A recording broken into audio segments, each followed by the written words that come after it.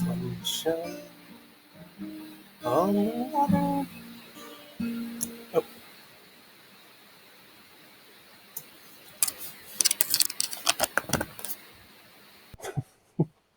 Corny. Just wanted to go through the assignment this week. It's a pretty straightforward assignment. It's about UDL for learning and me. I wanted to go with the corniest title possible. And in it, there's a whole bunch of stuff, but key is this. You only need to submit responses to items 1 and 2. And those are, in whichever format works best for you.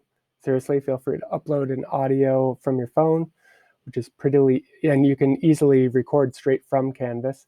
Express responses to these 2 prompts. Give an example, and this all relates to your learning experience over the past week or 2 or 3.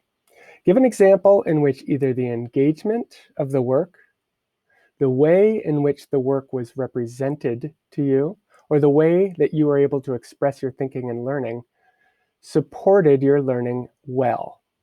And to remind, we're talking about engagement, representation, expression. So, and this is, again, related to your work of the past couple weeks. So give an example of when your whatever about the learning experience supported you well. And then also give an example in which the engagement of the work, the way it was represented to you, or the way you were able to express your thinking and learning acted as a barrier to your learning. And describe the barrier and how you might reduce or remove the barrier if you were designing the learning experience for whoever designed it for you, whichever professor. And just a couple clarifications when we're talking about the engagement, that's really the cognitive, the affective domain, not cognitive, the affective domain. Like, and if you go through the UDL guidelines, you can see interest, effort and persistence, self-regulation options. The representation is how either the content or the assignment itself or the just whatever is represented to you by whoever designed it, usually the professor. And then the expression is your how you are being how you are being asked to express your thinking and learning. So again, an example in the last couple of weeks when it's well supported your learning, and when it has been the way it's been done, any of those has served as a barrier in how you would reduce that. You only need, this is all you need to submit. As resources to help you learn a little more in detail about UDL, there's these 4 links and this general guidelines architecture.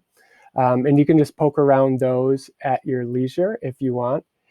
If you want to have a slightly more structured approach, if you're like, just poking around, I won't learn enough about UDL, you can go just beyond that part for these more structured approach to learning about UDL.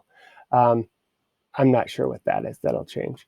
But it's just, it's more of a step-by-step way to approach going through the material. So it starts with a brief overview of just getting to know what the guidelines, how they're structured. And then there are 4 questions ask you to go through. And then for slightly more detail, still going through the resources as you want, just questions that will help specifically guide you towards specific areas. And you do not need to submit these A through I, whether you do them or whether you don't.